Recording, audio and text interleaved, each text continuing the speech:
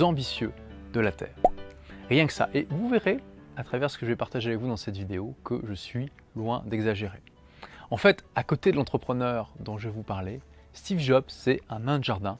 C'est quelqu'un dont on pourrait se dire, mais franchement Steve, pourquoi tu n'es pas un petit peu plus ambitieux que ça? Puisque l'entrepreneur dont je vais vous parler, c'est Elon Musk. Alors pourquoi je vous parle de lui? Parce que je viens juste de lire sa biographie, donc qui s'appelle Elon Musk, par Ashley Vance, qui est un journaliste. Donc une biographie qui n'a pas été traduite en français encore, mais que je vous recommande fortement de lire en anglais. Alors d'abord, quelle est l'histoire d'Elon Musk? Donc à la base, c'est un Sud-Africain. Il est né en Afrique du Sud et très vite, il s'est rendu compte que l'Afrique du Sud, ça serait comme une prison pour lui et qu'il s'est mis à rêver d'aller aux États-Unis pour entreprendre. Donc il s'est rendu d'abord au Canada. Il est devenu canadien grâce à sa mère qui était canadienne et ensuite il est allé aux États-Unis. Et il a vécu d'abord dans une certaine pauvreté, il a enchaîné notamment les petits boulots au Canada. Et puis, il a créé une entreprise au milieu des années 90 qui était une sorte l'ancêtre du Google Maps. C'était une entreprise qui permettait aux autres business de se mettre sur des cartes pour que les gens puissent les trouver facilement. Il a revendu cette entreprise pour plusieurs dizaines de millions de dollars. Avec cet argent, il a créé une entreprise qui, à l'époque, s'appelait X et dont le but était de permettre aux gens d'envoyer de l'argent par email sans problème de manière fluide. Ensuite, cette entreprise a changé de nom pour s'appeler PayPal, une entreprise que tout le monde connaît aujourd'hui. Et vous connaissez peut-être l'histoire de PayPal. PayPal a été ensuite vendu à eBay en 2001 pour la coquette somme d'1,3 milliard de dollars. Donc cette transaction a rendu Elon Musk richissime puisque il a tout simplement encaissé personnellement plusieurs centaines de millions de dollars. D'ailleurs, il n'était pas le seul à avoir profité de cette transaction et aussi avoir profité finalement de l'expérience PayPal puisque toute l'équipe de PayPal qui était présente dans l'entreprise juste avant cette vente à eBay est connue dans les Silicon Valley sous le nom de la mafia de PayPal puisqu'il y a énormément de membres de cette équipe qui ont ensuite créé plusieurs des plus grands succès de l'Internet. Donc par exemple, on a le cofondateur Peter Thiel qui a créé Palantir, alors qui n'est pas vraiment connu du grand public, mais qui est une entreprise qui est valorisée à plus d'1 milliard de dollars et qui est très célèbre dans le domaine de la sécurité informatique. On a le cofondateur de YouTube qui vient de PayPal. On a plein d'entreprises qui aujourd'hui sont utilisées par des centaines de millions de personnes et qui sont souvent valorisées à au moins plusieurs centaines de millions de dollars. On va dire que si vous venez de PayPal et que vous avez une entreprise qui est valorisée à seulement quelques centaines de millions de dollars, c'est que vous faites partie du club des losers de PayPal. Alors, Elon Musk, quand il est devenu richissime après cette transaction avec PayPal, il n'a pas fait comme ce que la plupart des gens auraient fait. Il ne s'est pas acheté un bateau de croisière, un hélicoptère ou ce que vous voulez pour aller profiter de la vie et dépenser tout son argent dans les casinos.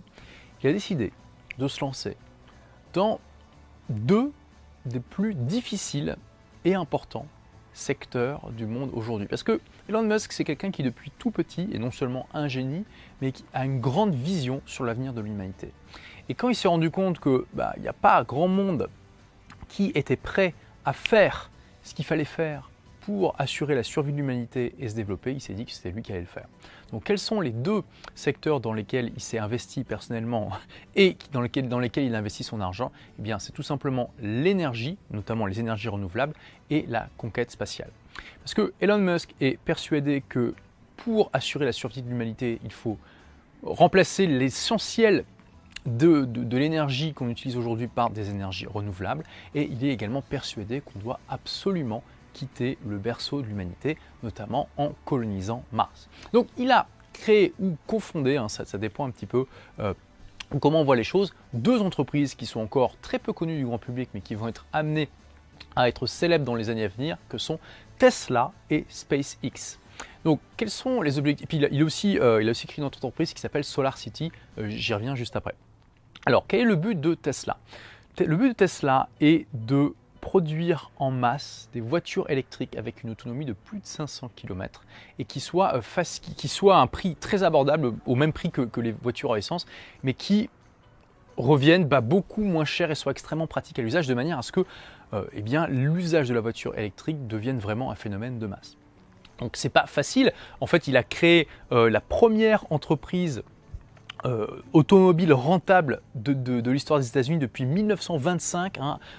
Avant, il y a des tas de gens qui avaient essayé de créer une boîte, une entreprise de création d'automobiles aux États-Unis sans succès hein, depuis 1925. Donc c'était Chrysler le dernier.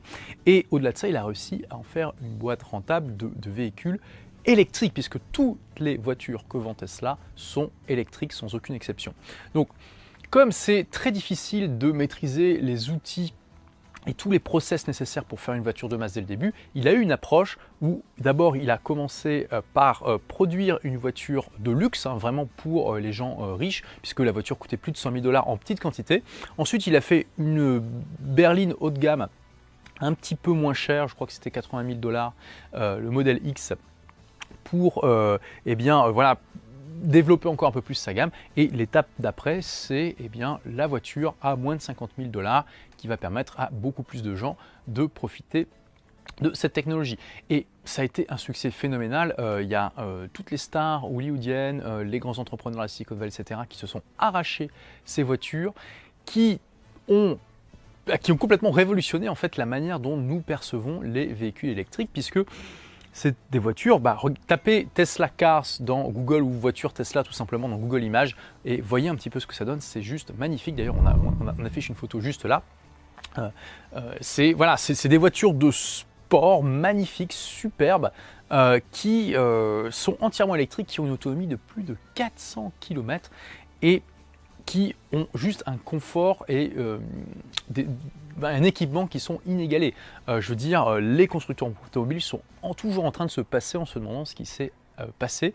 Comment il y a pu avoir un outsider comme ça qui débarquait de nulle part, qui n'avait aucune expérience dans ce domaine-là et qui d'un seul coup a créé des voitures qui sont capables de rivaliser, qui même rendent la plupart des autres voitures complètement nulles. Hein. Le modèle X donc de Tesla a gagné énormément de prix en 2012, ça a été décrété comme meilleure voiture de l'année par plusieurs magazines extrêmement sérieux aux États-Unis. Bon, c'est ça qui a aussi lancé un petit peu ces voitures-là. Et il faut savoir qu'en plus, Tesla est en train de construire des stations de recharge un petit peu partout aux États-Unis et un petit peu partout dans le monde. Et aujourd'hui, quand vous achetez une Tesla, vous avez les recharges gratuites à vie dans ces stations-là. Donc c'est assez impressionnant, assez incroyable. Et il y a un équipement de bord aujourd'hui qui fait qu'il y a beaucoup de personnes qui ont appelé les voitures Tesla des ordinateurs qui roulent en fait. D'ailleurs, les propriétaires Tesla sont extrêmement heureux parce que régulièrement les voitures sont mises à jour via 3G automatiquement et parfois vous vous levez le matin et vous vous apercevez que votre voiture a la nouvelle fonction. Par exemple, il y a certaines des Tesla aujourd'hui qui sont capables de conduire toutes seules sur les autoroutes. Oui, ça existe et d'avoir tout un tas d'autres fonctionnalités comme ça. Donc là, Elon Musk est en train de révolutionner un secteur extrêmement important et qui d'habitude n'est pas vraiment un secteur dans lequel les entreprises de la Silicon Valley se lancent. Ça vous montre un petit peu l'ambition de ce personnage qui... Voilà, je vous dis, d'ici 10 ans, il y aura sans doute beaucoup de personnes qui auront des Tesla et puis ça pousse aussi les autres constructeurs à se lancer dans la production de modèles électriques puisque la vision d'Elon Musk, c'est que d'ici 20-30 ans, l'essentiel du parc automobile, c'est-à-dire plus de 90%, soit composé de véhicules électriques et qu'il y ait des stations de recharge absolument partout. Je vous laisse imaginer la disruption que ça va entraîner non seulement dans l'industrie automobile, mais aussi dans l'industrie pétrolière. Et il ne s'arrête pas là puisque donc, il a également racheté une société de fabrication de panneaux solaires. Et il a la vision de faire en sorte que les panneaux solaires deviennent tellement abordables que chacun va en avoir chez soi. Et ce qui, couplé aux batteries extraordinairement performantes de Tesla, fera que chacun aura des panneaux solaires dans sa maison et une batterie extrêmement performante. Là, il a fait récemment une présentation au TED pour dévoiler le modèle de batterie Tesla pour la maison et c'est incroyable, c'est un petit peu l'iPhone de la batterie. C'est une batterie qui est tellement design que vous pouvez l'accrocher au mur et ça fait joli dans votre maison et ça a une contenance qui vous permet d'utiliser très efficacement un panneau solaire ou bien de faire des économies simplement par exemple en emmagasinant l'électricité pendant les périodes creuses de la nuit et en le réutilisant pendant les périodes non creuses. Bon. Ça, je vous laisse aller voir, je vous ai mis le lien vers sa présentation TED si vous le souhaitez, mais c'est pour vous montrer un petit peu l'ambition du personnage. Et ça ne s'arrête pas là, parce que à peu près en même temps qu'il crée Tesla, il a créé la société SpaceX. Et là, le but affiché de la société SpaceX, c'est pas n'importe quoi, c'est de coloniser Mars. Tout simplement, parce que Elon Musk dit c'est stupide d'avoir tous ses œufs dans le même panier et il y a un moment où l'humanité, pas l'entreprise, va devoir quitter son berceau, enfin pas le quitter mais en tout cas essaimer à partir de son berceau, et à partir du moment où on va pouvoir vivre sur une autre planète, ça va tout de suite maximiser nos chances de survie. Et pour lui, qu'est-ce que ça veut dire coloniser Mars? Ça veut dire y mettre 1 million de personnes, pas moins. Et donc pour lui, voilà, il y a tout un tas d'étapes à faire pour arriver là. Évidemment, ça ne va pas se faire en un jour. Et la toute première étape, c'est de rendre le coût des lancements spatiaux beaucoup plus accessible que ça l'est aujourd'hui. Et donc, il s'est lancé dans un secteur qui est extrêmement difficile, la commercialisation de satellites dans l'espace, qui nécessite des investissements extrêmement lourds, dans lesquels il y a des acteurs qui sont soutenus par des États. Donc on a notamment Boeing, Lockheed Martin, qui sont subventionnés par les États-Unis. On a Arianespace, qui est subventionné par des pays de l'Union européenne et le Canada et quelques autres pays externes. On a la Russie. Bon, vous voyez, c'est vraiment des organismes extrêmement lourds, qui ont des budgets énormes, qui ont une recherche un secteur recherche-développement qui est extrêmement fort. Donc voilà, ils ne s'attaquent pas à rien comme ça. Et aujourd'hui, eh bien, Elon Musk a réussi à créer, enfin pas lui et son équipe bien sûr, à créer une fusée, donc Falcon, qui est un hommage d'ailleurs au Falcon Millennium de Star Wars, hein, ça faut le savoir, c'est la petite anecdote, qui a permis de réduire le coût moyen d'un lancement de 300 millions de dollars à 90. Et qui est en train de mettre en place une innovation majeure qui va pouvoir récupérer le premier étage de cette fusée. En fait, après une fusée, ça a plusieurs étages. Hein. D'abord, vous avez le premier étage qui envoie la majorité de la purée, on va dire, pour pouvoir mettre en orbite un satellite. Et ensuite, quand c'est arrivé à une certaine altitude, le premier étage se détache. Ensuite, c'est le deuxième qui prend le relais, etc. Bon, aujourd'hui, pour toutes les fusées, quand le premier étage se détache, soit il brûle dans l'atmosphère, soit il se crache par terre ou dans l'océan, mais en tout cas, on ne peut pas le récupérer. Là, SpaceX a mis au point une technologie qui permet, s'il reste du carburant dans le premier étage qui arrive dans la plupart des vols, eh bien, de mener une descente contrôlée et de le poser précisément sur une plateforme. Alors, ils n'ont pas réussi encore à récupérer le premier étage, mais la dernière tentative, voilà, l'étage est arrivé juste sur la plateforme, donc il a su extrêmement bien viser. Il y a juste un petit truc qui ne s'est pas bien passé au dernier moment et bon, il est tombé. Bon, mais là, la plupart des spécialistes s'accordent pour dire que oui, Elon Musk et SpaceX vont arriver à récupérer le premier étage, qui va encore abaisser le coût des lancements. Et ça ne s'est pas fait sans mal, puisque voilà, le succès n'est pas venu du jour au lendemain. Il faut savoir qu'il y a eu 4 vols d'essai de la fusée Falcon 1, qui est une version moins puissante que celle qui est utilisée aujourd'hui, et que les 3 premiers ont été des échecs. Et le 4e était le lancement de la dernière chance, parce que toute l'entreprise était financée en grande partie par Elon Musk avec l'argent qu'il avait gagné grâce à PayPal et plusieurs autres investisseurs, et que c'était le lancement de la dernière chance. Le dernier lancement a fonctionné et à ce moment-là, il a réussi à décrocher un contrat avec la NASA de plus d'1 milliard de dollars pour aller ravitailler la station spatiale. Et aujourd'hui, donc, la station spatiale internationale est ravitaillée à la fois par les Russes avec leur cargo Progress, et par les capsules Dragon qui sont envoyées par SpaceX.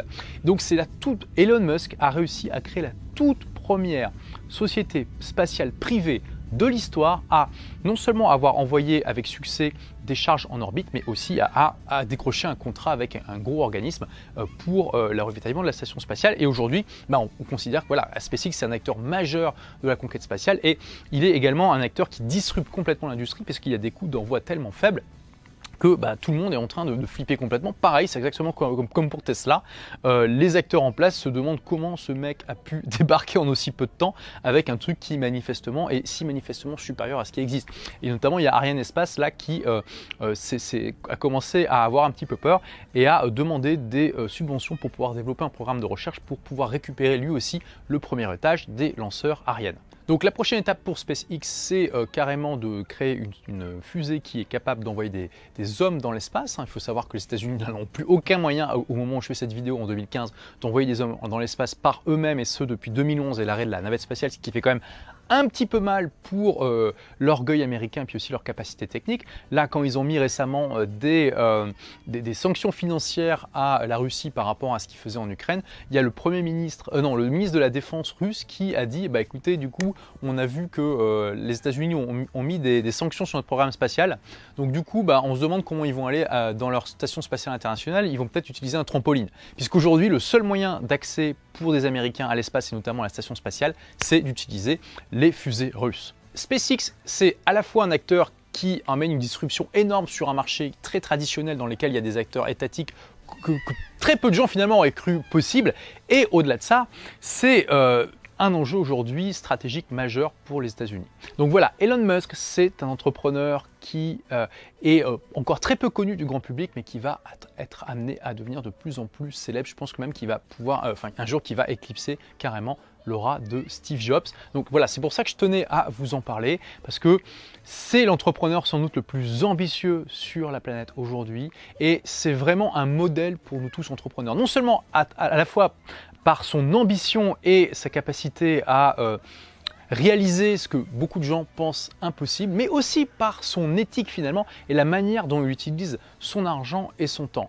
On voit, c'est vraiment l'archétype de l'entrepreneur qui est là, certes, pour gagner de l'argent, mais avant tout pour apporter de la valeur, et qui n'est pas justement, qui est pas timide par rapport au fait de gagner beaucoup d'argent, parce qu'il utilise cet argent pour accomplir sa vision, pour accomplir sa mission, et pour finalement apporter de la valeur au monde et à lui-même. Et c'est Elon Musk est ce genre d'entrepreneur finalement qui contredit fortement Thomas Piketty, qui est, vous savez, l'économiste français qui a écrit Le Capital au XXIe siècle, qui, dans son... Voilà, Piketty, c'est l'économiste français typique qui fustige les inégalités, qui pense qu'on doit absolument prendre la majorité de l'argent des riches, qui se réjouissait quand Hollande avait mis en place sa taxe de 75% sur les salaires supérieurs à 1 million d'euros. Voilà, bon. Et je sais pas, quand on regarde un petit peu Le Capital au XXIe siècle, on se dit mais Thomas Piketty, il a jamais entendu parler d'Elon Musk, c'est pas possible. Il a un peu, on a l'impression qu'il a cette vision que les millionnaires, les milliardaires, c'est des gens qui, une fois qu'ils ont fait fortune, ils passent leur temps dans les casinos avec une femme dans chaque bras et qui claquent tout leur argent dans leur voiture. Quand on regarde la plupart des entrepreneurs américains, notamment les milliardaires américains, déjà il y a plus que la moitié qui se sont faits tout seuls, qui n'ont pas hérité de leur fortune et qui ont construit leur fortune avec leur cerveau et leurs mains. Et la plupart sont dans cette démarche d'apport de valeur, que ce soit par cette vision grandiose, parfois pas grandiose d'ailleurs, on peut juste devenir riche en apportant une valeur par nos produits et ça peut suffire, mais il y a des entrepreneurs comme Elon Musk qui ont une vision qui va bien au-delà, et puis pareil pour les cofondateurs de Google, pareil pour Bill Gates qui aujourd'hui, c'est incroyable le bien qu'il peut apporter avec toutes ses actions philanthropiques, etc.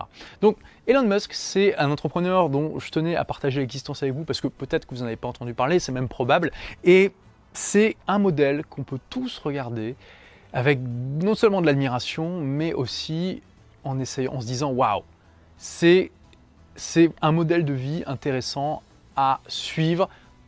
Moi aussi, comme lui, je veux pas être timide par rapport au fait de gagner de l'argent. J'ai une vision et il y a des choses dont les gens pensent que c'est impossible et je vais les réaliser malgré tout. Alors évidemment, le problème quand on regarde ce genre de vie, c'est qu'on se dit ah waouh. Ah oui, je me rappelle du temps, juste avant que je découvre la vie d'Elon Musk, où je pensais que j'étais ambitieux, mais en fait, à côté de lui, je suis rien du tout. Mais voilà, parfois aussi, il faut se rendre compte, avec humilité, de notre place dans l'ordre des choses. Et déjà, en profiter pour élargir un petit peu notre champ de possibilités, pour essayer d'aller un petit peu au-delà de ce que nous croyons possible pour nous-mêmes, et puis être davantage motivé pour accomplir ce que nous voulons accomplir. Donc, je vous recommande fortement cette biographie d'Elon Musk, je vous ai mis le lien là pour y accéder juste en dessous. Et je pense que vous m'en direz des nouvelles. Voilà, merci d'avoir regardé cette vidéo. En complément, vous êtes libre d'ailleurs de recevoir gratuitement mon livre « Vivez la vie de vos rêves grâce à votre blog » qui va vous permettre, va vous aider à créer ou développer votre business en ligne. Ça peut déjà être un bon démarrage.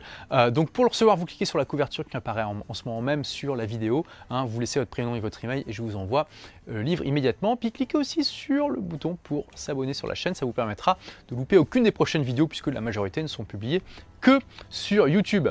Alors également, comme d'habitude, j'ai besoin de votre feedback. En fait, en cliquant sur le bouton, si vous avez aimé cette vidéo, en cliquant sur le bouton j'aime juste en dessous, puis en partageant, vous allez dire à YouTube et à son algorithme puis au monde que cette vidéo mérite d'être vue par d'autres entrepreneurs comme vous qui ont besoin d'inspiration, de motivation, de modèles tout simplement qui existent vraiment à regarder. Donc si vous pensez que d'autres entrepreneurs comme vous devraient voir cette vidéo, cliquez sur j'aime juste en dessous et puis partagez-la. Et en complément, n'hésitez pas à aller voir cette autre vidéo qui va apparaître juste après ma tête. Merci d'avoir regardé cette vidéo, à très vite pour la prochaine, au revoir.